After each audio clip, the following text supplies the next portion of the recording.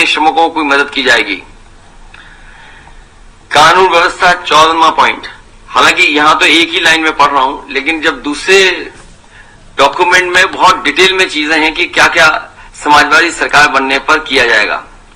CCTV camera एवं drone surveillance की व्यवस्था 1 साल के भीतर सभी गांवों एवं कस्बों में की जाएगी। ऑटोमेटिक रिस्पांस के लिए इन्हें डायल 100 जो 112 से लिंक किया जाएगा। यूपी डायल 100 जो 112 है, जिसे मौजूदा सरकार ने बर्बाद कर दिया है, कबाड़ा कर दिया है, को दोबारा तकनीक से जोड़ करके सशक्त किया जाएगा ताकि रिस्पांस टाइम 15 मिनट के भीतर पूरे प्रदेश में हो सके और कोशिश होगी कि 15 मिनट से भी कम हो जाए। समाजवादी पार्टी की सरकार सभी थानों में तहसीलों को भ्रष्टाचार मुक्त करेगी। समाजवादी पार्टी की सरकार महिलाओं, अल्पसंख्यकों एवं दलितों के प्रति संगठित हेट क्राइम के प्रति जीरो टॉलरेंस की नीति का पालन करेगी। शिक्षा 15वां पॉइंट। प्राथमिक शिक्षा को गुणवत्तापूर्ण बनाया जाएगा। हर जिलों में मॉडल स्कूल बनाए जाएंगे एवं विश्वविद्यालयों की सीटों को दोगुना किया जाएगा। 16वां पॉइंट।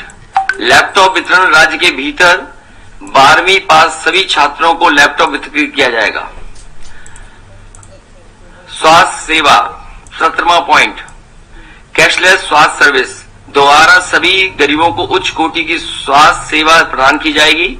हेल्थ सेक्टर के मौजूद बजट की समीक्षा कर इसे वर्तमान से 3 गुना ज्यादा किया जाएगा।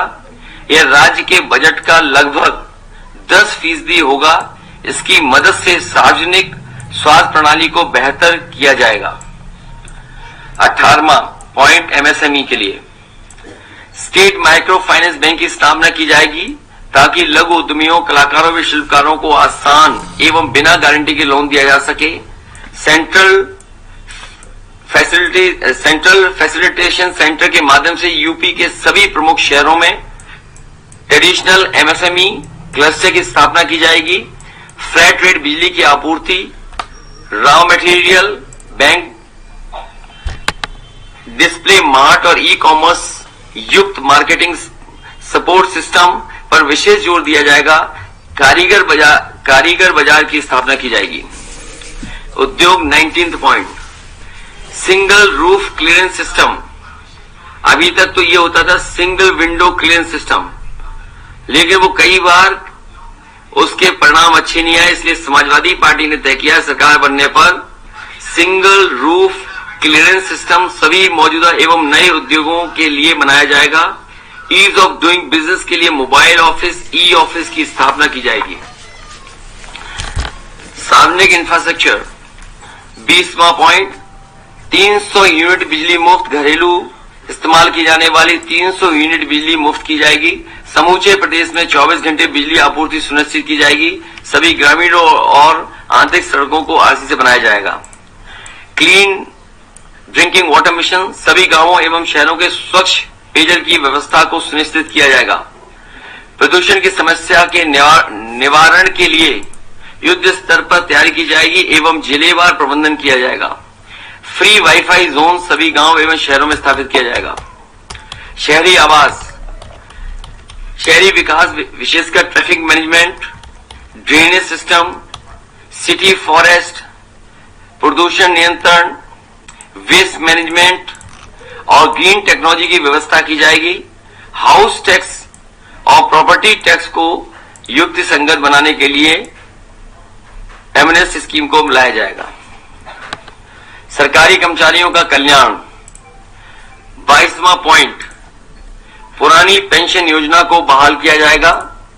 2005 से पूर्व कर्मचारियों को मिलने वाली पुरानी पेंशन व्यवस्था लागू की जाएगी। क्योंकि ये 22 पॉइंट्स तो मैंने आपके सामने पढ़ दिए, इसके अलावा जो मैनिफेस्टो में चीजें हैं मैं केवल कुछ पढ़ना चाहता हूं आपके सामने। कृषि और ग्रामीण विकास में ग्रामीण अर्थव्यवस्था और बुनियादी ढांचा निवेश के लिए प्राथमिकताओं वाला सेक्टर होगा। वर्तमान बजट का 3 गुना या उत्तर प्रदेश के वार्षिक बजट का न्यूनतम 15% राशि यानी लगभग 1 लाख करोड़ रुपए इसके लिए आवंटित किया जाएगा। इसमें और भी बिंदु हैं लेकिन मैं वो नहीं पढ़ रहा हूं। किसान बाजार नेटवर्क का विस्तार किया जाएगा ताकि हमारे पास प्रत्येक 10 किलोमीटर के भीतर एक बाजार हो।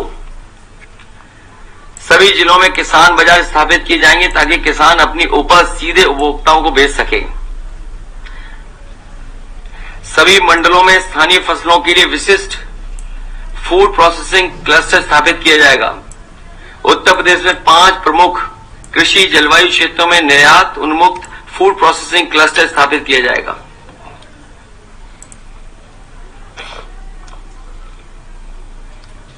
स्मार्ट विलेज क्लस्टर पूरे राज्य में स्थापित किए जाएंगे, जो smart village cluster development authority के माध्यम से क्रियान्वित किए जाएंगे।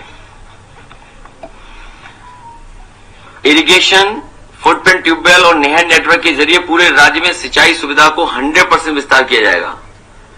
कामधेनु योजना जो पिछली सरकार में शुरू हुई थी, इस सरकार में कामधेनु योजना को ठप कर दिया गया, बंद करा दी गई। इसलिए समाजवादी सरकार बनने के बाद कामधेनु योजना पशुपालन के लिए दोबारा शुरू की जाएगी। और साथ ही साथ पिछली बार यह तय किया गया था कि गाय के दूध के लिए अगर ज्यादा भी पैसा देना पड़े, 3 रुपए या 4 रुपए भी ज्यादा देना पड़ेगा, तो वो सरकार की तरफ से वो व्यवस्था की जाएगी। रूरल एग्रीकल्चर हब्स की उच्च स्तरीय तकनीक से लैस किया जाएगा। सभी प्रमुख एग्रो क्लाइमेटिक जोन से रिसर्च, जांच और ट्रेनिंग इंफ्रास्ट्रक्चर को स्थापित किया जाएगा। कृषि स्टार्टअप को बढ़ावा देने और कृषि क्षेत्र में रोजगार पैदा करने के लिए एग्रोटेक इनोवेशन सेंटर स्थापित किए जाएंगे। किसान आय और कल्याण आयोग किसानों की आय में सुधार और सर्वेक्षण के लिए वार्षिक आधार पर अपनी सिफारिश देगा। यह आयोग गरीबी रेखा से नीचे जीवन यापन करने वाले किसानों के लिए लिविंग वेज स्कीम को विकसित करेगा।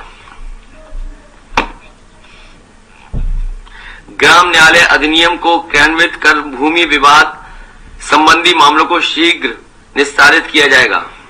महिला लाभार्थियों के मामलों में परिवारजनों, रक्त संबंधियों के लिए कृषि भूमि के हस्तांतरण के लिए स्टाम्प शुल्क को घटाकर 2% किया जाएगा। स्मार्ट किसान सहायक योजना शुरू की जाएगी, जिसके अंतर्गत 5 लाख ग्रामीण युवाओं को कृषि विस्तार सेवा प्रदाताओं प्रशिक्षित और नियोजित किया जाएगा ताकि राज्य में सस्टेनेबल और पर्यावरण के अनुकूल कृषि पद्धतियों को विकास हो सके।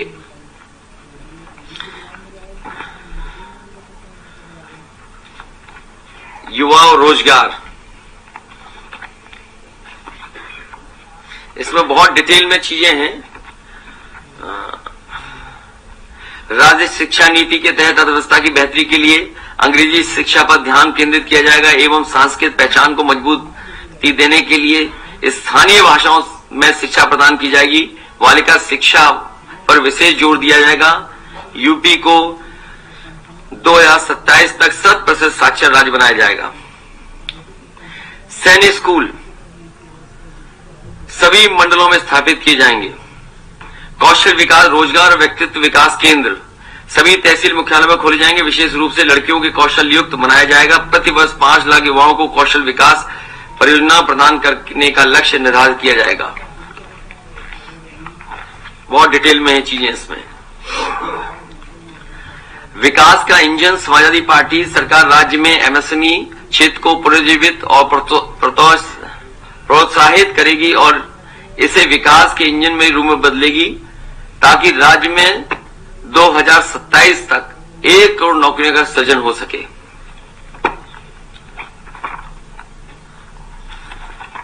स्वास्थ्य और परिवार कल्याण में अभी बहुत सी डिटेल चीजें हैं।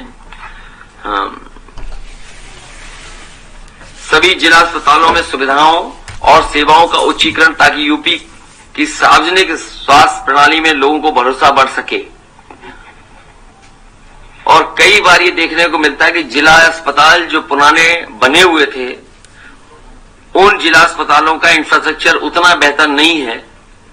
इसलिए अगर पुराने जिला अस्पतालों को नए तरीके से बना करके भी तैयार करना पड़ेगा, तो समाजवादी सरकार बनने पर उन जिला अस्पतालों का उच्चीकरण किया जाएगा।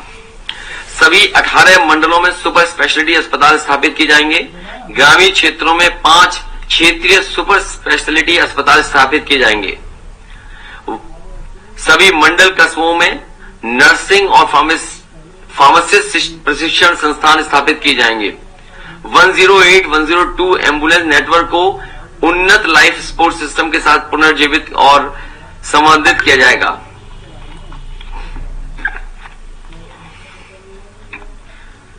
सभी पीएससी, सीएससी पर ऑनलाइन टेलीमेडिसिन परामर्श और सामान्य चिकित्सक सेवाएं उपलब्ध कराई जाएंगी। 108, 102 एम्बुलेंस नेटवर्क को आईटी आधारित तकनीक से अपग्रेड किया जाएगा ताकि रिस्पांस समय 15 मिनट से कम हो सके। इससे नंबर ऑफ एम्बुलेंसेज बढ़ाई जाएंगी। प्राइमरी और सेकेंडरी एजुकेशन मिशन के तहत 2027 तक 12वीं कक्षा तक 100% साक्षरता दर की लक्ष्य को हासिल किया जाएगा। एजुकेशन सेक्टर बजट को वर्तमान आवंटन से 3 गुना तक बढ़ाया जाएगा ताकि शिक्षा के क्षेत्र में जीडीपी का लगभग 6% तक खर्च किया जा सके। सभी स्तर पर सार्वजनिक शिक्षा प्रणाली में गुणवत्ता को बेहतर किया जाएगा। विश्वविद्यालयों की सीटों पर 2 गुना वृद्धि की जाएगी। एजुकेशन सिटी की स्थापना के लिए पॉलिसी बनाई जाएगी। पर्यावरण शिक्षा सभी के लिए अनिवार्य, सभी प्राथमिक, माध्यमिक और उच्च शिक्षण संस्थानों में पर्यावरण शिक्षा को अनिवार्य किया जाएगा ताकि युवा पीढ़ी के मन में पर्यावरण संरक्षण के लिए जागरूकता पैदा हो सके। कौशल विकास, रोजगार और व्यक्तित्व विकास केंद्र सभी तहसील मुख्यालयों पर खोले जाएंगे। विशेष रूप से लड़कियों को कौशल युक्त बनाया जाएगा। प्रतिवर्ष 5 लाख युवाओं को मैं पढ़ चुका हूं पहले भी। स्टेट एजुकेशन फंड एवं उच्च शिक्षा प्राप्त कर रहे छात्रों को रियायती छात्र ऋण प्रदान करने के लिए राज्य शिक्षा कोष बनाया जाएगा। ग्रामीण क्षेत्रों में 5 क्षेत्रीय विश्वविद्यालय स्थापित किए जाएंगे। प्रदेश की शिक्षा प्रणाली के सभी रिक्त पदों पर 1 वर्ष के भीतर नियुक्तियां की जाएंगी और अल्प अवधि एवं संविदा भर्ती व्यवस्था को बंद किया जाएगा। प्रदेश की शिक्षा प्रणाली के सभी रिक्त पदों पर 1 वर्ष के भीतर नियुक्तियों की जाएंगी और अल्प अवधि एवं संविदा भर्ती व्यवस्था को बंद किया जाएगा।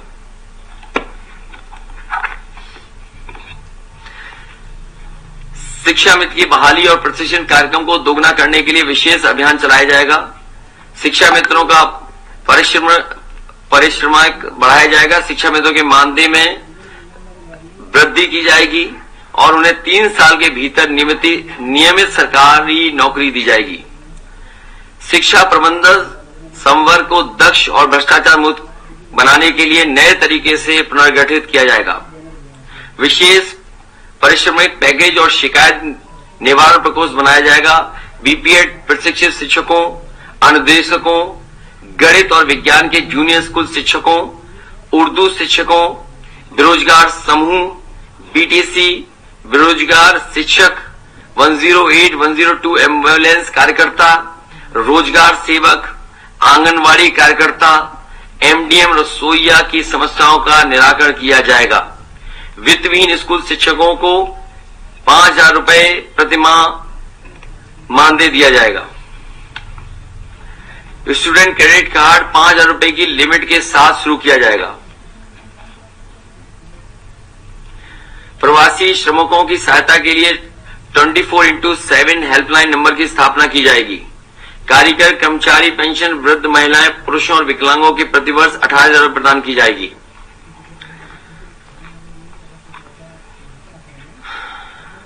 गेहूं, चावल, दाल और खाना पकाने के तेल के मुफ्त वितरण के लिए अंत्योदय योजना को दोबारा शुरू किया जाएगा।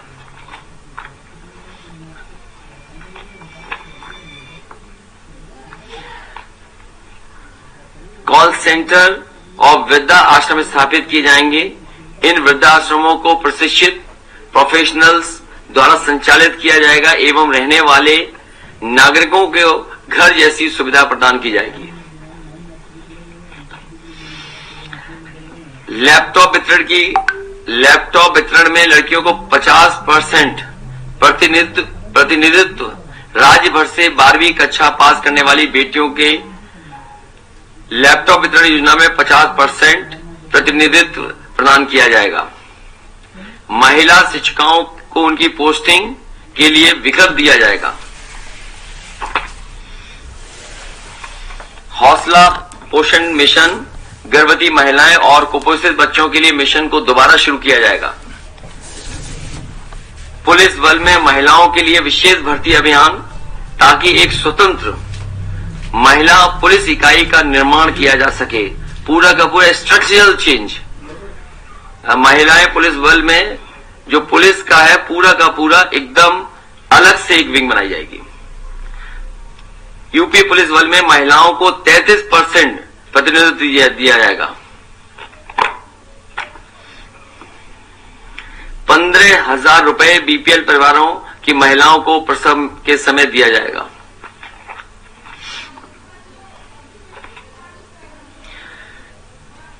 समान कार्य के लिए समान वेतन को वैधानिक अधिकार बनाया जाए। इस कानून के तहत महिलाओं को भी उनके पुरुष समकक्षों के समान वेतन मिलेगा।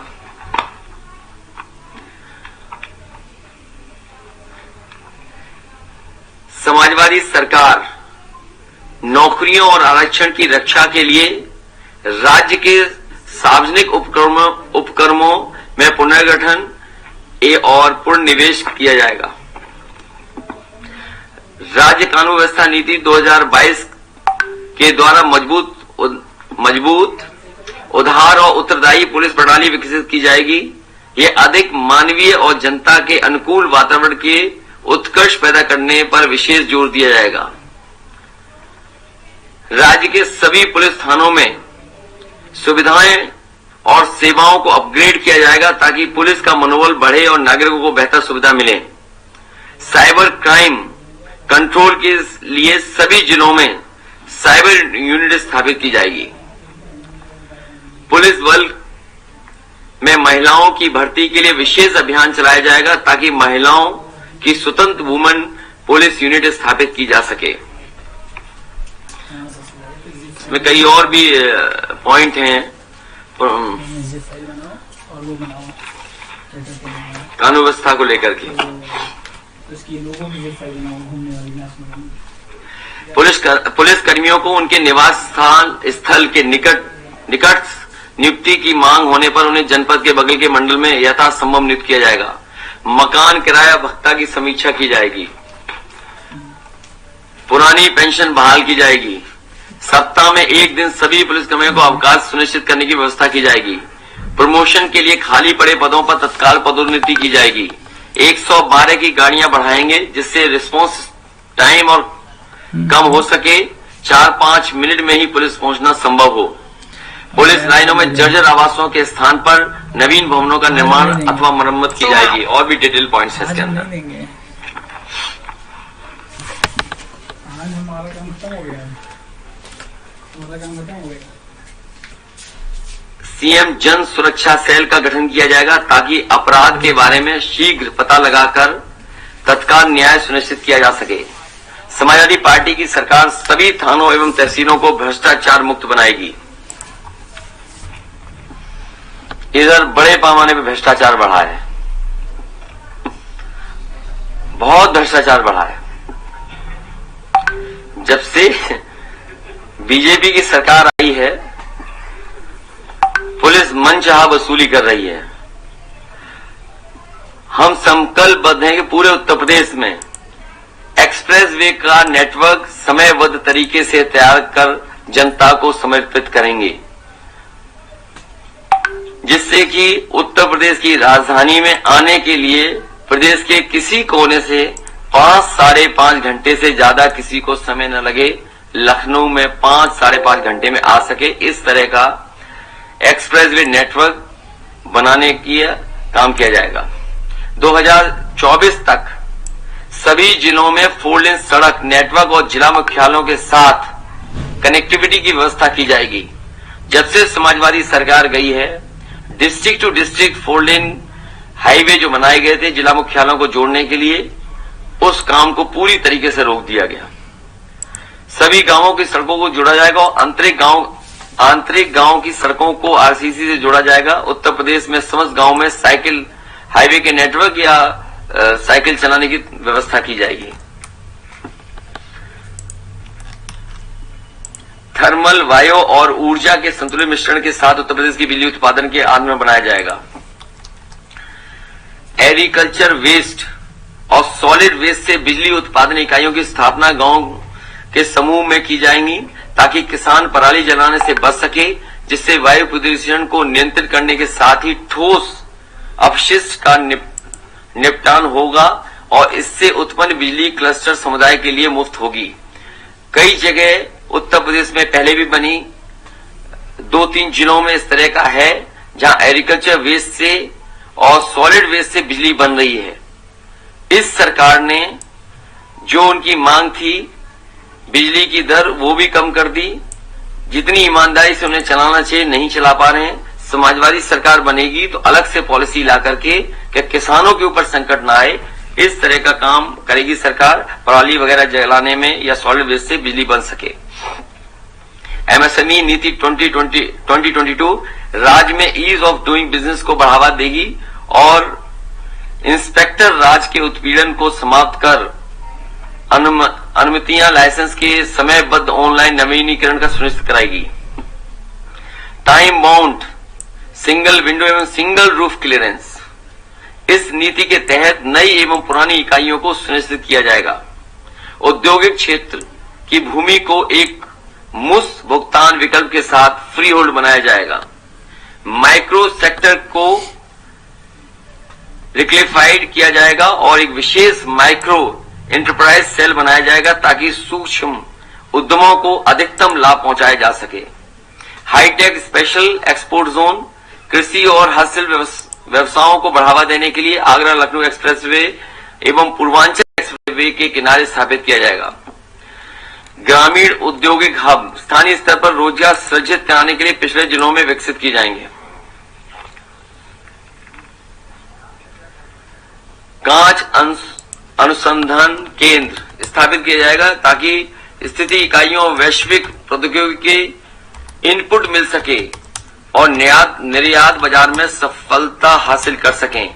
फिरोजाबाद में ग्लास सिटी बनाई जाएगी जिसमें अगर सरकार से भी सुविधा देने के लिए बिजली या और सुविधाएं देने की जरूरत पड़ेगी तो दी जाएगी, जिससे ग्लास सिटी वहां पर नई बन सके। स्वच्छ पेयजल मिशन 10 लाख से ऊपर की आबादी वाले सभी प्रमुख शहरों में 24/7 जल आपूर्ति को सुनिश्चित किया जाएगा। आगरा, इलाहाबाद, कानपुर और अन्य सभी प्रमुख शहरों में मेट्रो प्रोजेक्ट को साल 2024 तक परिचालित किया जाएगा। आगरा, इलाहाबाद, मुरादाबाद, बरेली, हिंडन, गाजियाबाद, मथुरा और वाराणसी में अंतर्राष्ट्रीय मानकों के हिसाब से रिवर फ्रंट डेवलपमेंट किया जाएगा। आगरा लखनऊ एक्सप्रेसवे और पूर्वांचल एक्सप्रेस पर 2 नई ग्रीन फील्ड टाउनशिप विकसित की जाएंगी। सभी के लिए किफायती आवास उपलब्ध कराया जाएगा। चैंपियन इंडस्ट्री राज्य भर में समान विकास के लिए हर संभाग में स्थापित की जाएगी। व्यापारी सुरक्षा आयोग का गठन किया जाएगा। व्यापारी हेल्पलाइन व्यापारी बंधु की स्थापना की जाएगी। इसके जरिए व्यापारियों की सुरक्षा कर ईज ऑफ डूइंग बिजनेस को बढ़ावा दिया जाएगा। उत्तर प्रदेश रिवर मिशन उत्तर प्रदेश की नदियों और प्राकृतिक धाराओं को पुनरुद्धार के लिए इस मिशन को संचालित किया जाएगा। जल ग्रहण बेसिन एवं नदियों में गिरने वाले गैस, परिकृषित सीवेज और कचरे के प्रवाह को रोककर सभी नदियों को स्वच्छ बनाया जाएगा। सूख चुकी नदियां और जलाशयों को पुनर्जीवित करने के लिए विशेष अभियान चलाया जाएगा। नदियों के किनारे बसे समुदायों के निवास के लिए विशेष आवास योजना लाई जाएगी। पर्यटन विकास राज्य सरकार की प्राथमिकताओं में शामिल किया जाएगा क्योंकि इस क्षेत्र में रोजगार की अपार संभावना होती है। एसोचैम की साल 2017 की एक रिपोर्ट के अनुसार समाजवादी सरकार की प्रोग्रेसिव टूरिज्म पॉलिसी के कारण टूरिज्म सेक्टर में 10 लाख लोगों को रोजगार मिला था एवं इसी अवधि में 10,000 करोड़ रुपए का निवेश भी उत्तर प्रदेश में आया था। समाजवादी पार्टी सरकार सभी नागरिकों विशेषकर महिला अल्पसंख्यकों और दलितों के खिलाफ हेट क्राइम के प्रति जीरो टॉलरेंस की नीति को पालन करेगी। युवा अधिवक्ताओं को आर्थिक सहायता प्रदान की जाएगी। बड़े शहरों में अधिवक्ताओं के लिए ग्रुप हाउसिंग की व्यवस्था की जाएगी। देश की सीमाओं में रक्षा कर रहे सैनिक परिवारों एवं उनकी जमीनों की रक्षा के लिए विशेष व्यवस्था की जाएगी। मीडिया कर्मियों और जमीनी स्तर के पत्रकारों के कल्याण के लिए राज्य आधारित मीडिया पॉलिसी लाई जाएगी। स्थानीय मीडिया कर्मियों की डिजिटल एवं फिजिकल इंफ्रास्ट्रक्चर मुहैया कराने के लिए सभी तहसील कस्बों में मीडिया सुविधा केंद्र बनाए जाएंगे। और समय समय पे जो कहा गया था, इसमें बहुत और भी चीजें डिटेल में हैं, और भी चीजें डिटेल में हैं, क्योंकि जिस तरीके से कहा, पहले भी संकल्प में बताया गया था कि आईटी सेक्टर को बढ़ावा देकर के 22 लाख अच्छी नौकरियां दी जाएंगी। सरकारी जितने भी पद हैं, अभी जो जानकारी है वो लगभग 11 लाख पद हैं जो खाली हैं। उन सभी पदों को भरा जाएगा, सरकारी नौकरी। साथ ही साथ फौज की भर्ती जो पिछले कई वर्षों से नहीं हुई है, पुलिस में बड़े पैमाने पे भर्ती, और अगर पर्यावरण और नदियों और तालाबों को, जो बड़े बड़े तालाब हैं, नदियां हैं, या फॉरेस्ट को डेवलप करने के लिए ग्रीन फोर्स की अगर बनानी पड़ेगी, ग्रीन फोर्स, तो वो भी बनाई जाएगी। साथ ही साथ जो हमारी सरकारी ऑफिसेज हैं और शहर में बहुत सारी जो बिल्डिंगें पुरानी बनी हैं, जिसकी वजह से ट्रैफिक या शहर हमारा कंजेस्टेड दिखता है, जो हमारे शहर हैं उनको कैसे डीकंजेस्ट किया जाए, शहरों को डीकंजेस्ट करने के लिए पॉलिसी लाकर के काम होगा। चाहे वहां पार्क बनाने पड़े या रिवर फ्रंट बनाने पड़े, उस तरीके से किया जाएगा।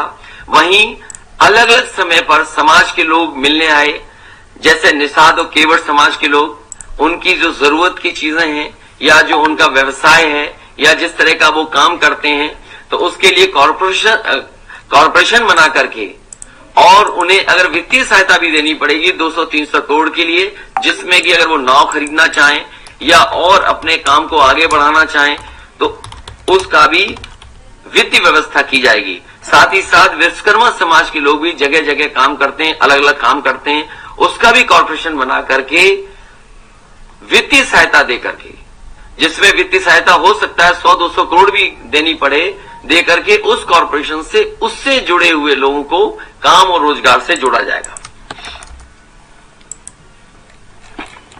जी, बहुत धन्यवाद।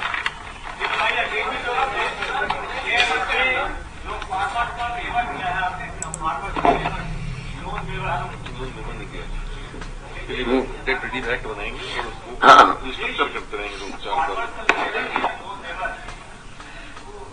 हमने, हमारा ही घोषणा पत्र में है कि उनके ऊपर जो कर्ज होगा, उस कर्ज को कैसे खत्म किया जाए, उसके लिए पॉलिसी लेकर के आएंगे।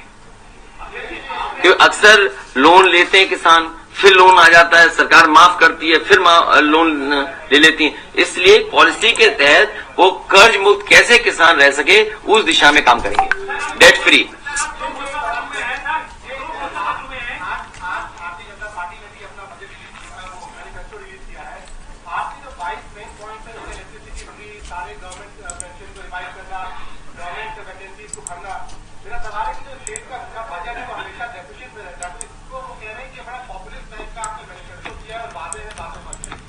किसने कहा? बीजेपी के लोग कह रहे हैं कि बड़ा पॉपुलिस्ट बजट है, हमारा जो मैनिफेस्टो है, मैनिफेस्टो है, और समाजवादी पार्टी का। देखिए, पहले तो भारतीय जनता पार्टी का जो संकल्प पत्र है वो गल्प पत्र है, गल्प पत्र, गल्प पत्र है। वो हिंदी के अच्छा शब्द इस्तेमाल कर दिया, मैंने भी आज ही सीखा है। जो केवल कोरी कल्पना करता है वो है कल्पपत्र। यस, गल्प, कोरी, हाँ, इमेजिनरी, जो केवल दिखावा देता, धोखा कर देता है।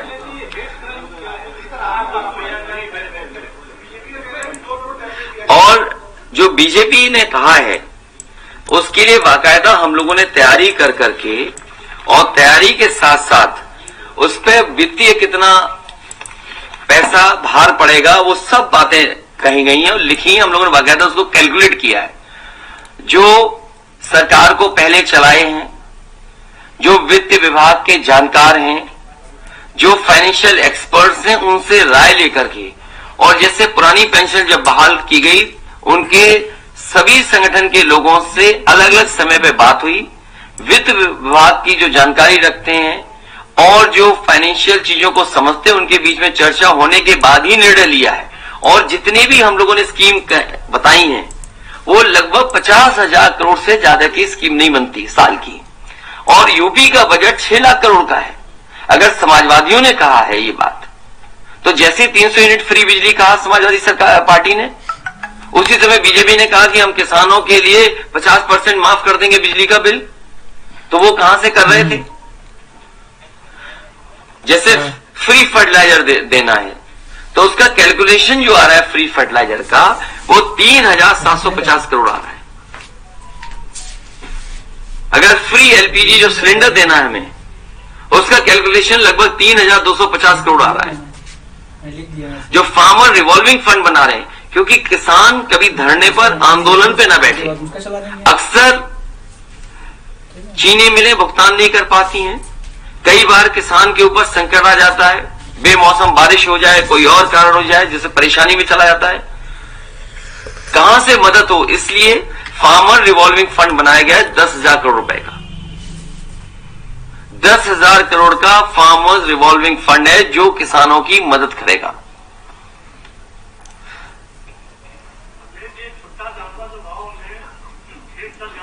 और समाजवादी कैंटीन के लिए भी बहुत ज्यादा खर्चा नहीं, 3,000 करोड़ साल का आएगा।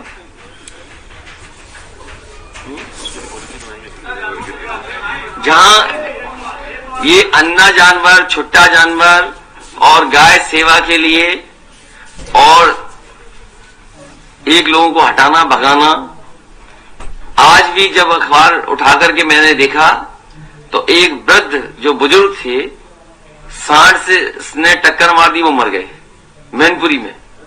आज ही खबर है, पूरे देश में उठा लो, अगर सांड की वजह से सबसे ज्यादा कहीं जान जा रही है तो उत्तर प्रदेश में जा रही है। तो मैंने याद करो क्या कहा था कि सांड के टक्कर से या सांड जो उनको मारे ना 5 लाख रुपए उस परिवार की मदद करेंगे, और साथ ही साथ गौ सेवा के लिए और जो गौशाला बनाई है उसको और बेहतर कैसे चला सकें, उसके लिए पॉलिसी लेकर के आएंगे।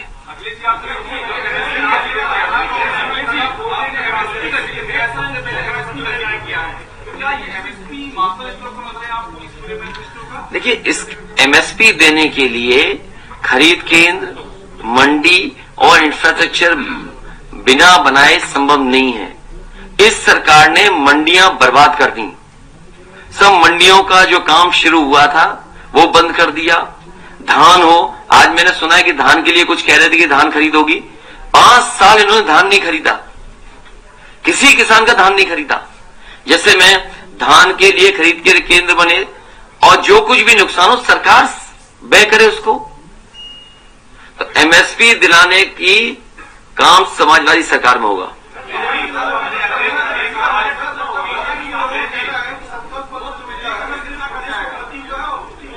देखिए, उन्होंने पूरा किया नहीं, उन्होंने अपना संकल्प पत्र पूरा नहीं किया।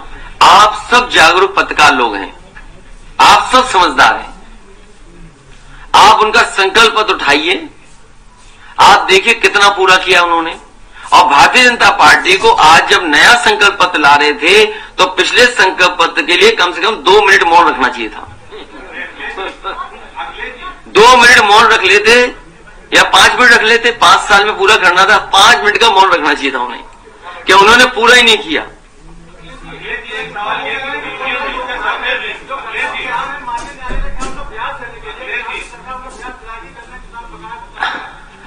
ये सरकार बनने पर इसका जवाब दूंगा, और समय पर भुगतान हो जाएगा तो ब्याज नहीं देना पड़ेगा। इसीलिए फार्मर्स रिवॉल्विंग फंड बनाया जा रहा है कि किसान को न धरने पे बैठना पड़े और ना ही किसी के ऊपर परेशानी आए। हमारा लक्ष्य यह है कि किसान का समय पर भुगतान हो जाए। जब समय पर भुगतान हो जाएगा तो इंटरेस्ट के सवाल ही नहीं है।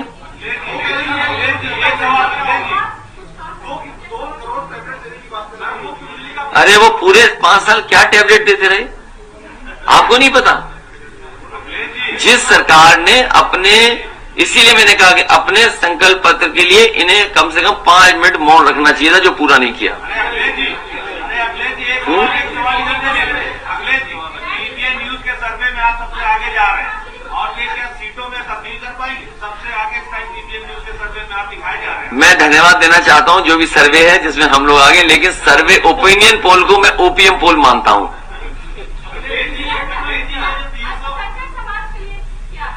इसमें आप पूरा पढ़ेंगी तो आप पाएंगी हर वर्ग के लिए है और विशेषकर संघ समाज के लिए भी है।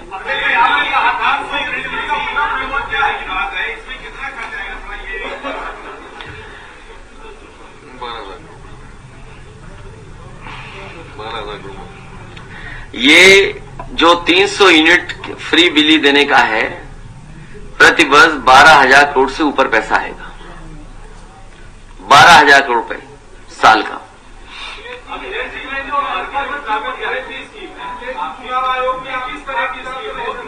इसको डिटेल में पढ़ लेना और मनरेगा की तरह, बिल्कुल मनरेगा की तरह।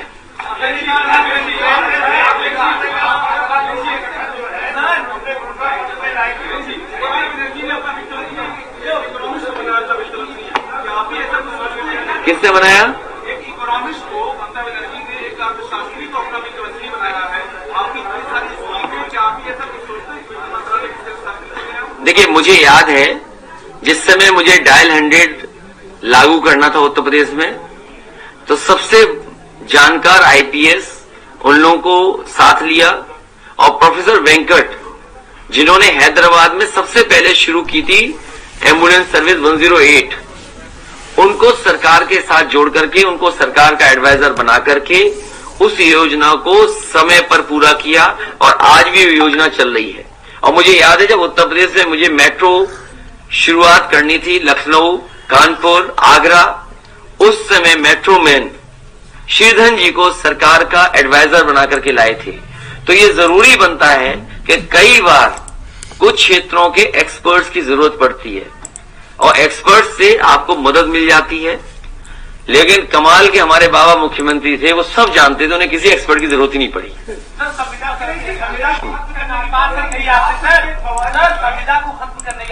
ये संविधान को,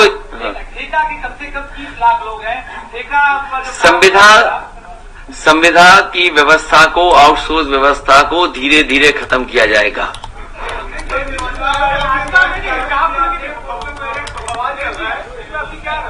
मैं अभी टीवी नहीं देख पाया, मुझे जानकारी नहीं है।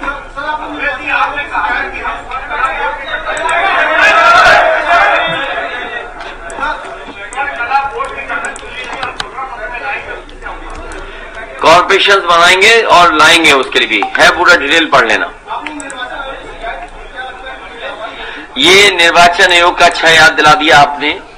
अभी कुछ दिन पहले एक वीडियो आया जहां एक विकलांग नौजवान से अधिकारियों ने वोट डलवा लिया और उसके बाद अधिकारी लोग जो आए और पुलिस के लोग आए, उन्होंने समझाया कि अगर एक ही वोट तो पड़ा है, जब वीडियो है, हमारी शिकायत है, तो चुनाव आयोग ऐसे लोगों पे कार्रवाई क्यों नहीं कर रहा है? और वहां का डीएम पिछले कई वर्षों से वहीं है और जानबूझ करके उस डीएम को वहीं रखा गया है जिससे चुनाव में भी धांधली कराई जा सके। और केवल एक जिले की नहीं, पूरे प्रदेश में भारतीय जनता पार्टी बेईमानी पर उतर आई है और ये हर स्तर पर बेईमानी करेगी। समय समय पर हमारी शिकायत चुनाव आयोग को रहेगी। हमें उम्मीद है कि चुनाव आयोग कार्रवाई करे। मान लीजिए यहीं पर लखनऊ में ही कोई चुनाव लड़ रहा है, उनकी पत्नी वरिष्ठ अधिकारी हैं, क्या उम्मीद करते हो न्याय मिलेगा? क्या उम्मीद करते हो वोट पड़ जाएंगे? क्या हमने आपने नहीं देखा कि वोट की खातिर, ब्लॉक प्रमुख की खातिर महिलाओं और बेटियों के कपड़े फाड़ दिए गए, छीन लिए गए थे? तो चुनाव आयोग को लगातार शिकायत कर रहे हैं। हमें उम्मीद है कि चुनाव आयोग इन शिकायतों पर कार्रवाई करेगा। अब क्या करें, आपकी नहीं सुनवाई तो हमारी क्या सुनवाई होगी? लेकिन हम तो उम्मीद ही कर सकते हैं चुनाव आयोग को। आप कुछ चलाइए बढ़िया ढंग से कि चुनाव आयोग कैसे लोग बैठे हैं। सॉरी, क्या ये जानकारी? अरे आज के जमाने में किसी को टैग कर दो, कहां तक जानकारी पहुंचती है। उनका ऐप है, उसमें जानकारी जा रही है पूरी। हम सब जगह भेज रहे हैं, और केवल एक नहीं, न जाने कितने पत्रकारों ने ट्वीट किया है टैग करके इलेक्शन कमीशन को। तो और क्या करें बताइए? फिर क्या है डिजिटल इंडिया? फिर तो इसका मतलब बकवास है डिजिटल इंडिया।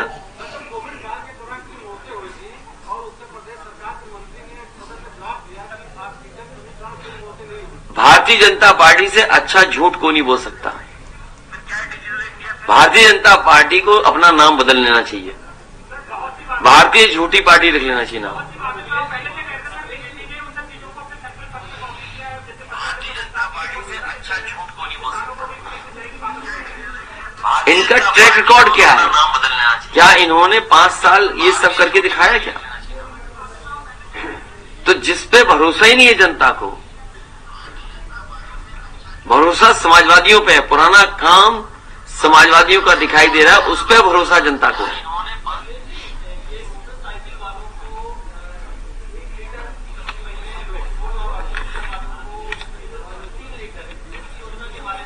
ये लगभग 500 करोड़ खर्च होगा।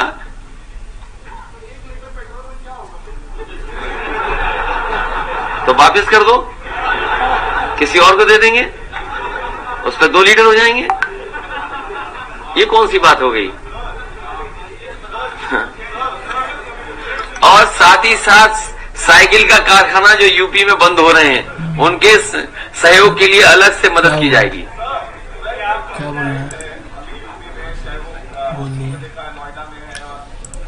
क्या ठीक है, तुम उसको दिखला दो। इस पर विचार किया जाएगा, क्योंकि जो कमिश्नर बन रहे हैं उन्होंने अन्याय ज्यादा किया है। जो लोग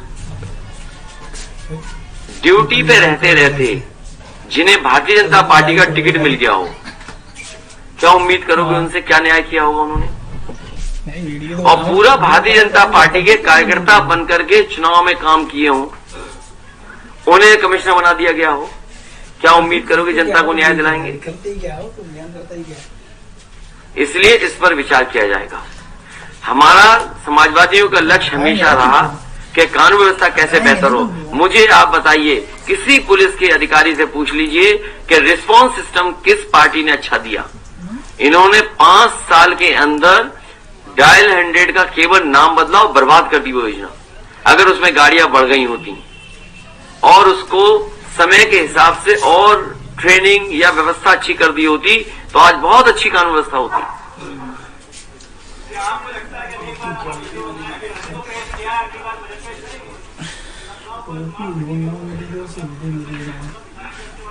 भाई स्मार्ट सिटी में क्या होना जरूरी है? आप पैरामीटर्स देखिए ना, क्या है स्मार्ट सिटी में? क्या है? अंडरग्राउंड केबलिंग होना है, मेट्रो होना, और चीजों को डिजिटली पेमेंट होना, पार्क्स होना, रिवर फ्रंट होना, और क्या है स्मार्ट सिटी में? सीवर होना।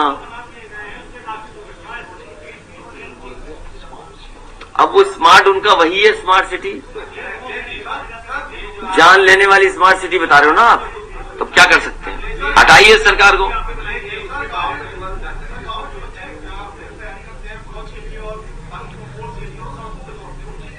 उसके लिए मैंने तय किया था, इसलिए मैंने कहा समय समय पर कुछ घोषणाएं की, उन सबको शामिल हम कर रहे हैं अपने मैनिफेस्टो में। वेस्टर्न यूपी में जब मैं गया तो वहां की सबसे बड़ी मांग थी कि गांव स्तर पे कहीं न कहीं रनिंग ट्रैक होने चाहिए। समाजवादी सरकार में स्टेडियम भी बने थे, और अगर रनिंग ट्रैक भी बनाने पड़ेंगे या जिला स्तर पे या ब्लॉक स्तर पे, तहसील स्तर पे, या कहीं ग्राम सभा में जहां जमीन उपलब्ध होगी, वहां रनिंग ट्रैक कच्चे भी अच्छे बनाए जा सकते हैं जिसमें लागत कम लगेगी। तो जहां पर जगह उपलब्ध करा देंगे गांव के लोग, वहां पर रनिंग ट्रैक सरकार की तरफ से बनाने का फैसला लिया जाएगा।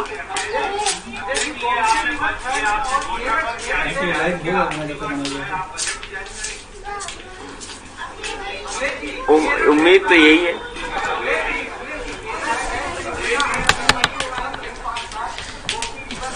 नहीं यार, अभी आएगा ना, ये पहला दिन है, ये तो देखो पहला दिन है ना आज। उत्तर प्रदेश की कई बड़ी परियोजनाओं को बर्बाद कर दिया भारतीय जनता पार्टी की सरकार ने, और जो मदद दिल्ली की सरकार से होनी चाहिए थी उत्तर प्रदेश की, वो नहीं हुई। उदाहरण के लिए जितने भी उत्तर प्रदेश के एक्सप्रेसवे बन रहे हैं, क्या भारत सरकार ने कोई बजट की मदद की है?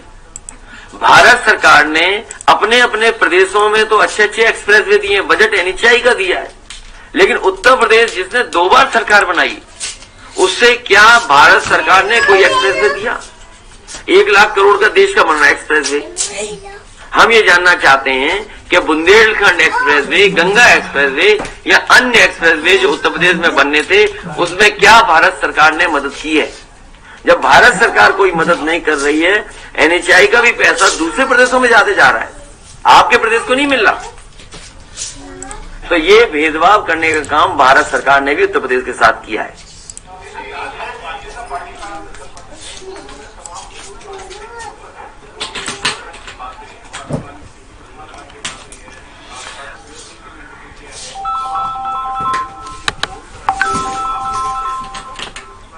हमने ये कहा है कि हमारे कॉर्पोरेशंस बनाएंगे जिसमें मान लीजिए निषाद समाज, केवट समाज को जरूरत पड़ती है नाव की, उनको जरूरत पड़ती है और अपने व्यवसाय को बढ़ाने के लिए, उनके काम को बढ़ाने के लिए, तो उस कॉर्पोरेशन में वित्तीय सहायता 200-300 करोड़ की देनी पड़ेगी, देंगे, जिससे वो अपने समाज के या उस समाज से जुड़े हुए लोगों का काम कर सकें।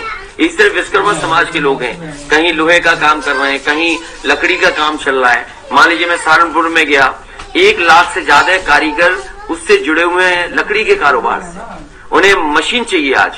तो अगर हम वो कॉर्पोरेशन बना लें और उस कॉर्पोरेशन से वित्तीय सहायता देनी पड़े, उनको ट्रेनिंग देनी पड़े, जो इंटरनेशनल डिजाइन की आज डिमांड है, जो इंटरनेशनल स्टैंडर्ड्स बने, उनके बारे में उन्हें जानकारी हो, तो ये कॉर्पोरेशन से वित्तीय सहायता देकर के मदद की जा सकती है। और जहां तक ये प्रतिमाएं लगाना, महापुरुषों को रखना, अपनी संस्कृति की धरोहर को बचाना, अरे रिवर फ्रंट था, याद करिए विश्वकर्मा समाज के जयंती के दिन मैंने कहा जयंती की छुट्टी भी होगी और भगवान विश्वकर्मा जी की मूर्ति भी लगेगी। 24 किलोमीटर का रिवर फ्रंट है, जितने भी हमारे महापुरुष होंगे उनको सबको 500-500 मीटर डिवाइड कर दिया जाएगा। तो कितने महापुरुष हो गए? 24 किलोमीटर का है रिवर फ्रंट, 12 किलोमीटर इधर, 12 किलोमीटर इधर, 24 किलोमीटर हो गया। हर एक महापुरुष को 500 मीटर दिया जाएगा। तो सोचिए, अगर कोई बच जाए तो हमें बता देना, हम उनको भी दे देंगे सम्मान। क्यों? अच्छा, रिवर फ्रंट से अच्छा कुछ हो तो बताओ। और क्योंकि रिवर फ्रंट में आपको चाहिए लोग घूमने आए, कम से कम एक गेट टुगेदर की जगह हो, कुछ खाना खा सकें, बर्थडे मना सकें, फैमिली रिश्तेदार आए, दोस्त आए, घूमे बैठे। तो कम से कम अगर भगवान विश्वकर्मा जी की मूर्ति लगी होगी या और किसी महापुरुष की होगी तो उसके बारे में जानेंगे। मान लीजिए कवि हमारे थे नीरज जी, उनकी प्रतिमा हो, उनके हाथ के फुटप्रिंट हो, तो लोग देख करके, जान करके, समझ करके जाएंगे। तो हर महापुरुष को, क्योंकि हमारा गठबंधन ऐसा है जिसमें सब समाज के लोग हैं, तो 500 मीटर का रिवर फ्रंट हर महापुरुष के लिए आवंटित कर दिया जाएगा। हेलो,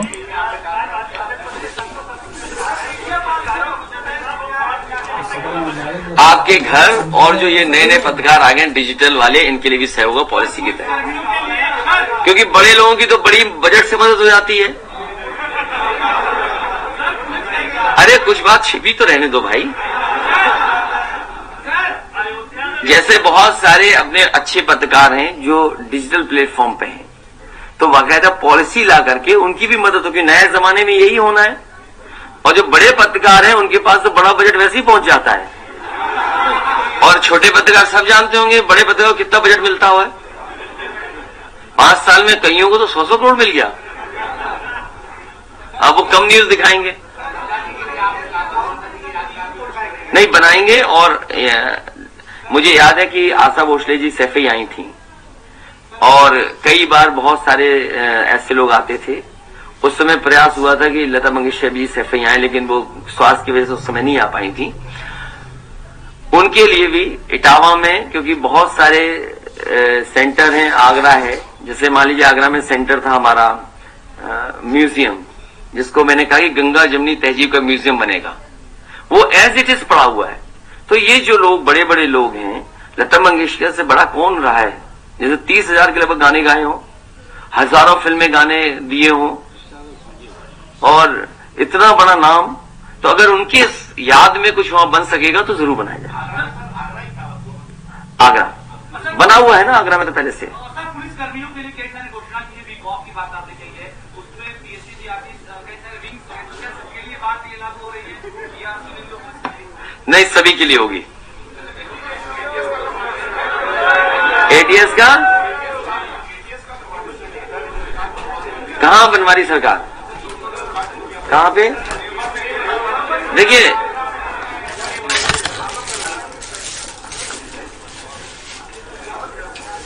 भारतीय जनता पार्टी से बड़ा झूठ कोई नहीं बोल सकता। छोटा नेता है छोटा झूठ बोलता है, बड़ा नेता है बड़ा झूठ बोलता है, सबसे बड़ा नेता है तो सबसे बड़ा झूठ बोलता है। ये जो कह रहे हैं एटीएस का सेंटर, इनसे पूछिए भारतीय जनता पार्टी के लोगों से कि जब बजट, सप्लीमेंट्री बजट सब पास हो गया, बजट में क्या बजट रखा था आपने? और फिर क्या बजट था आपका? एक, इन्होंने कहा मां शाकुंभरी देवी के लिए नाम से हम शक्तिपीठ के एक यूनिवर्सिटी बनाएंगे। क्या बजट था यूनिवर्सिटी में? क्या बजट दिया? एटीएस सेंटर के जो कमांडो सेंटर बनाया जाता है, क्या बजट दिया आपने? यूनिवर्सिटी मां शाकुंभरी बना रहे हैं आप, क्या बजट दिया उसमें? जब बजट ही नहीं दिया, और सबसे बड़ी बात आपको बता दें, दिल्ली का भी बजट पास हुआ है, क्या जो राशन फ्री बट रहा उसके लिए बजट रखा है क्या भारतीय जनता पार्टी ने? इसका मतलब यह है कि गरीबों को केवल वोट लेने के लिए राशन दिया जा रहा है। आप दिल्ली का बजट देखिए, क्या बजट जीरो है कि नहीं है उसमें? राशन बांटने के नहीं बजट, इसलिए उनकी बातों में मत आओ आप भी, वो केवल झूठ बोलते हैं। जो सरकार अभी तक जो बन रहे थे कई फॉरेंसिक लैब, तालेग्राम में 7 या 8 फ्लोर की बनी खड़ी है फॉरेंसिक लैब, 5 साल हो गए, बताइए, ऐसी खड़ी हुई है। झांसी का फॉरेंसिक लैब अभी तक नहीं चालू कर पाए। जो सरकार 100 नंबर जो अब 112 कर दिया, उसके टायर तक नहीं बदल पाए, वो क्या एटीएस सेंटर बनाएंगे? इसलिए झूठ बोल रहे हैं, झूठ। नहीं, एटीएस सेंटर, एटीएस की बिल्डिंग किसने बनाई बताओ? हमारे धीमे से चुपचाप बोल दिया उन्होंने, बनाएंगे आप? तो मैं पूछना चाहता हूं कि लखनऊ में एटीएस की बिल्डिंग किसने बनाई? किसने बनाई बताओ? देवन नहीं, मैं कह रहा हूं लखनऊ की एटीएस बिल्डिंग किसने बनाई? आपने बनाई? तो बताओ दें जाके उन्हें, बाबा जी को।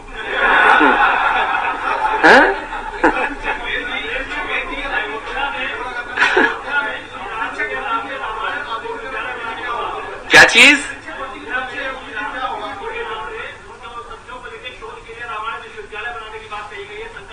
समाजवादी पार्टी जितने भी और मंदिर हैं वहां, और बाबा संत गुरु हैं जो समय समय पर हमें मिले हैं, उनके लिए अलग से ट्रस्ट या जो विभाग है धर्मार्थ, बजट देकर के उन मंदिरों को, उन बाबाओं के आश्रमों को सपोर्ट करने का काम करेंगे, चाहे हमें 1-1 करोड़ रुपए उन आश्रमों को देना पड़े।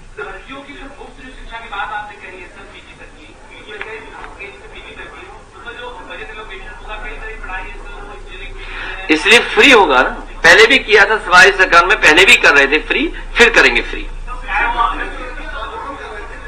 उन सभीयों का मैंने लिखा है, जितने बच्चे आंदोलन कर रहे थे, चाहे वो शिक्षा मित्र हों, बीएड वाले हों, टीटी वाले हों या रोजगार सेवक हों, उन सब की समस्या का समाधान समाजवादी सरकार में होगा।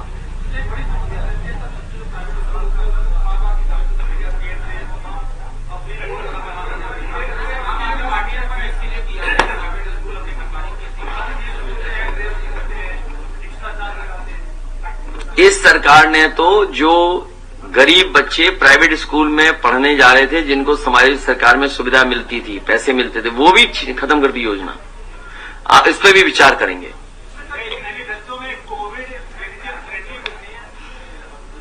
कोविड वाले सुप्रीम कोर्ट की जो गाइडलाइन है उस पर काम करेंगे।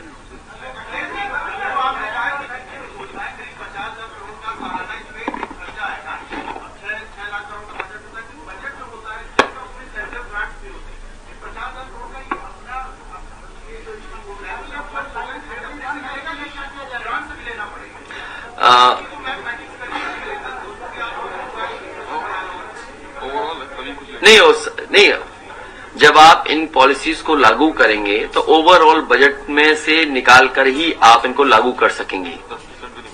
और जबकि हाँ, अगर 6 लाख करोड़ का देखेंगे तो 10% भी नहीं बनता है उतना। तो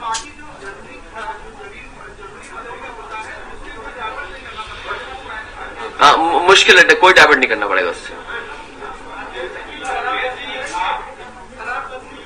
मैं अभी फतेहाबाद गया था, अपनी एतमादपुर, वहां पर आलू को लेकर के बड़ी चिंता थी किसानों को कि कोल्ड स्टोर में आलू सड़ता है, आलू की कीमत नहीं मिल रही है। तो समाजवादी पार्टी ने और हम लोगों ने कहा कि जो एग्रीकल्चर प्रोफेसर चुनाव लड़ रहे हैं क्या कर सकते हैं। पहले जो मार्केट था, हमारा पत्रकार साथी ने बड़ा अच्छा सवाल पूछा है, लेकिन उसमें हमारी मदद ये करना कि जिस समय भारतीय जनता पार्टी की सरकार आई थी उस समय वोडका का शेयर मार्केट में क्या था, और आज जब भारतीय जनता पार्टी सरकार से बाहर जा रही है तो वोडका का शेयर कितना हो गया है।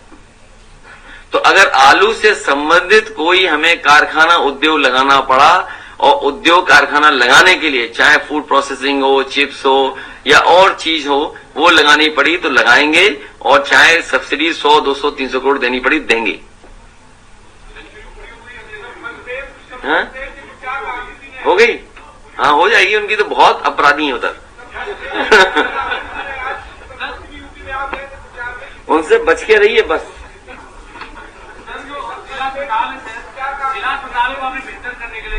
देखिए, वो इसीलिए मैंने कहा डीकंजेस्ट सिटी, या जो अस्पताल हैं, जो हमारे अस्पताल बने हैं जिला अस्पताल, वो बहुत ही खराब स्थिति में है।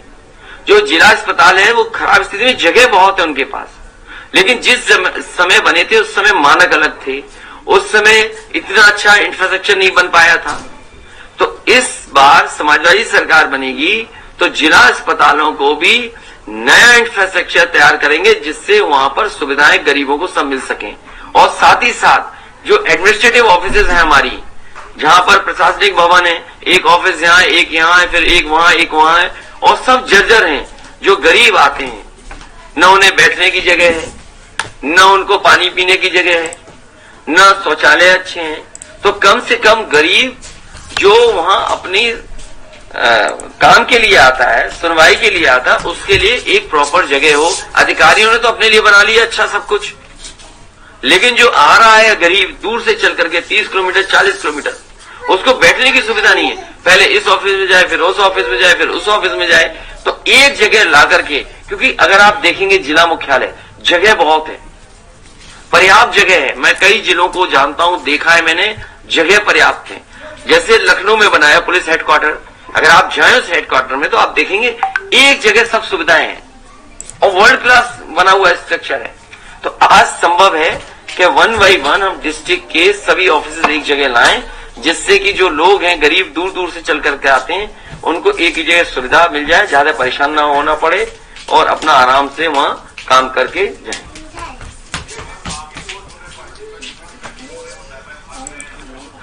तो जिनको अब भाई क्या कर सकते हैं उसके लिए, कोई नहीं कर सकता। अगर हम आज लाना चाहें तो भाजपा के भी भाग के आ रहे हैं, अभी भी तैयार हैं। लेकिन मैंने उस दिन कहा था कि आज के बाद भाजपाइयों को नहीं लेंगे, इसलिए अगर अभी भी दरवाजा खोल दे तो कुछ आने को अभी भी तैयार है। तो हम एडजस्ट कैसे करेंगे? जो धर्मार्थ विभाग है उसी में बजट देंगे, और उसी बजट से सभी जो हमारे आश्रम संत गुरु हैं, जिनको कोई पूछने वाला नहीं है, उनको धर्मार्थ विभाग अलग से सहयोग करेगा, मदद करेगा। हाँ, इसको बजट में जोड़िए।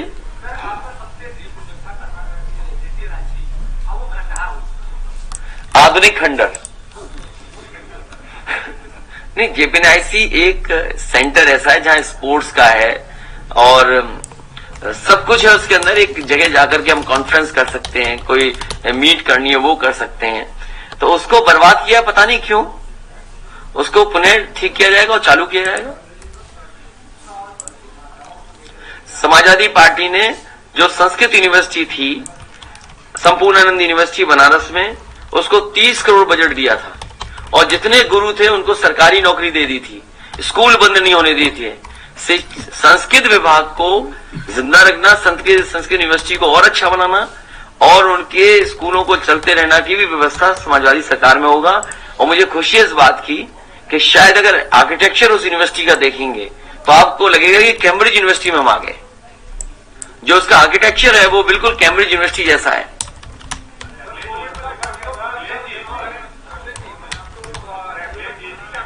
हैं? पहले चरण में भारतीय जनता पार्टी का सफाया होने जा रहा है, पूरी तरीके से सफाया, और पहले चरण से सफाया होते होते आखिरी तक सफाया होगा। किनसे? ये पेगासस आप पे भी है? वो क्या सॉफ्टवेयर है? पेगासस आप पे भी है? ये हमारे पत्रकार पेगासस है सॉफ्टवेयर।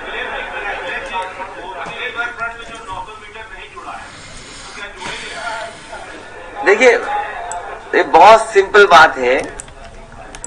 बहुत सिंपल बात यह है कि समाजवादी सरकार में एक वर्ल्ड क्लास रिवर फ्रंट बना करके दिया, जिसके किनारे लोग घूम सकते थे, और क्वालिटी प्लांटेशन है। और मैंने एक बार पहले भी कहा था कि उस समय एक IAS अधिकारी थे, उनसे जब बातचीत होती थी तो वो चर्चा करते थे कि बाहर पेड़ों पे कितना अच्छा फ्लावरिंग होती है, ब्लूम होता है। मैंने ये कहा कि हमारे भारत में भी ऐसे पेड़ हैं जिसकी फ्लावरिंग सीजन वाइज अच्छी होती है। तो इस रिवर फ्रंट के किनारे और लोहिया पथ पे आप देखेंगे तो जो लोहिया पथ पे ट्रीज लगे हैं वो क्रोसिया है, पिंक और व्हाइट फ्लावरिंग करते हैं। और रिवर फ्रंट पे जगह जगह अच्छे प्लांट लगाए थे जिससे सीजन के हिसाब से आपको फ्लावरिंग देखने को मिले। सोचिए, इतनी अच्छी क्वालिटी का रिवर फ्रंट बना था, चाहे वो सिविल वर्क रहा हो, चाहे कोई अन्य काम रहे होंगे। आज भी 5 साल की बदहाली के बाद भी आज भी वर्ल्ड क्लास दिखाई दे रहा है। तो इस तरह के रिवर फ्रंट बहुत से सिटीज में बन सकते हैं।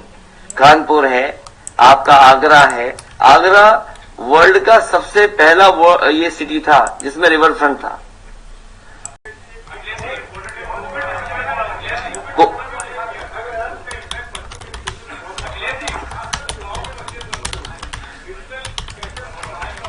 ये बर्बाद कर दी है शिक्षा व्यवस्था। दुनिया में सभी लोगों ने अपने स्कूल खोल दिए हैं, सब जगह स्कूल खुलने लगे हैं। ये सरकार ने कोविड के बहाने पूरी शिक्षा व्यवस्था को चौपट कर दिया। अब उन्हें शुरू करना पड़ेगा अच्छी तरीके से।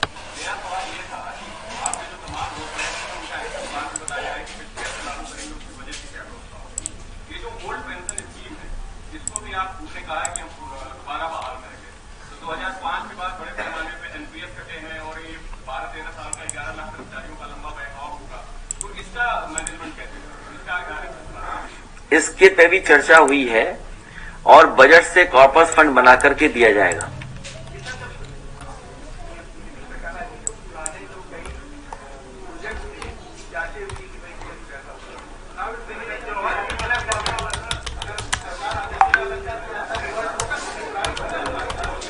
प्रोजेक्ट्स को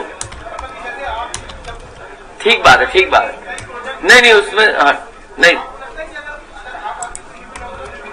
समाजवादी पार्टी ने कभी भी भेदभाव का काम नहीं किया। भेदभाव से मुझे याद है बहुजन समाज पार्टी की सरकार गई थी, जो उनके अच्छे काम थे एक भी नहीं रोका गया, एक भी काम नहीं रोका गया।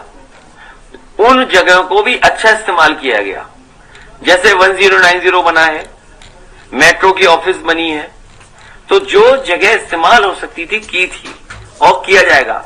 समाजवादी पार्टी भारतीय जनता पार्टी जैसी झूठी पार्टी नहीं है जो जांच कराए, न जाने क्या क्या अफवाह फैलवाए, संस्थाओं को लगा दे पीछे। और आज भी सोचो, मैं जब भाषण सुनता हूं उनके, वो इत्र व्यापारी को अभी भी समाजवादी पार्टी का बता रहे हैं। बताइए कितना समझाएं, बताओ, इतने झूठे हैं ये लोग। सच बताइए कि आज भी कह रहे हैं कि हमारा वो है इत्र व्यापारी। बताइए, आज भी कह रहे हैं, आज भी हैं? नहीं, वो अलग बात है, क्या मिला वहां? जब छापा तुम गलत मार लोगे तो दूसरा तैयार हो ही जाएगा कि हमारे आने वाला छापा।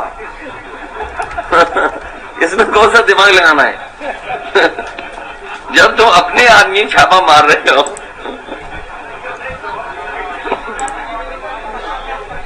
और कुछ भी नहीं है, वो पुराने बिजनेसमैन है, कोई आज के बिजनेसमैन थोड़ी हैं।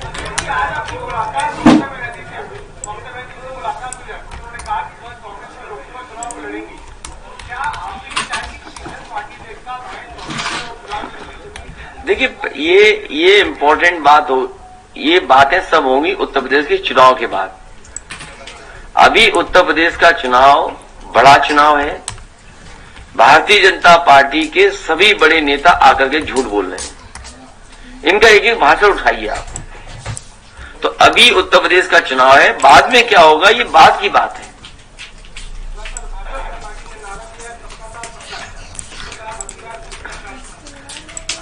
सबका विनाश।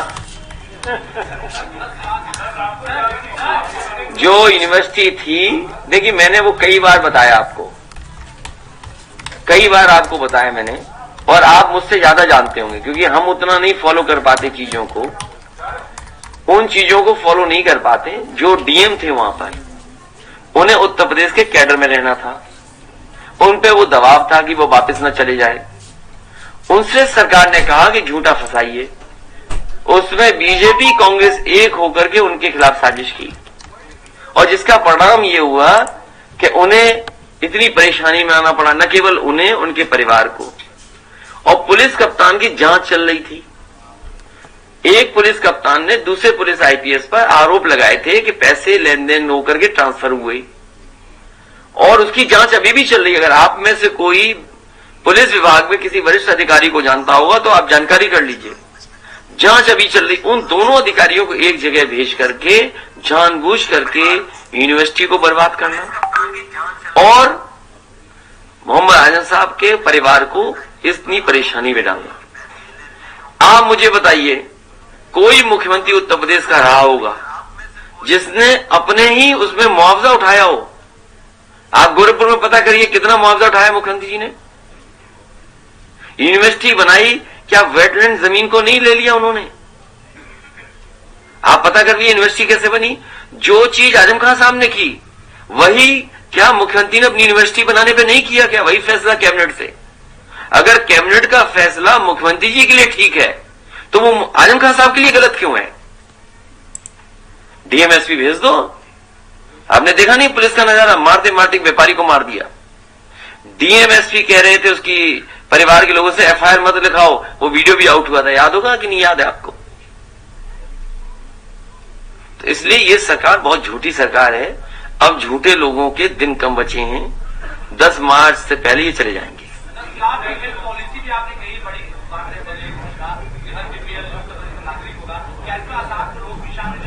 इसमें हर तरह के रोग होंगे। गंभीर बीमारी में सरकारी अस्पताल में इलाज फ्री होगा, बड़ी इंस्टीट्यूशन में फ्री होगा। वो गाना बजा दो जो भी बजा रहे थे तेज।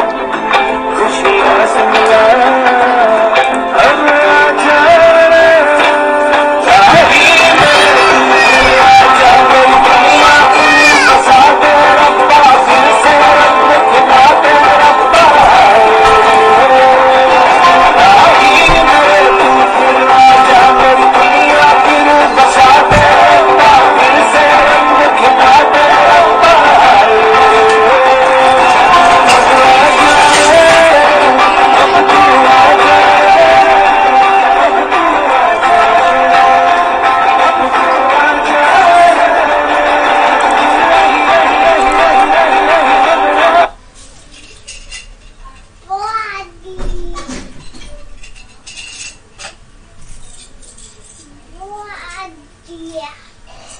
Iya. Pulang ke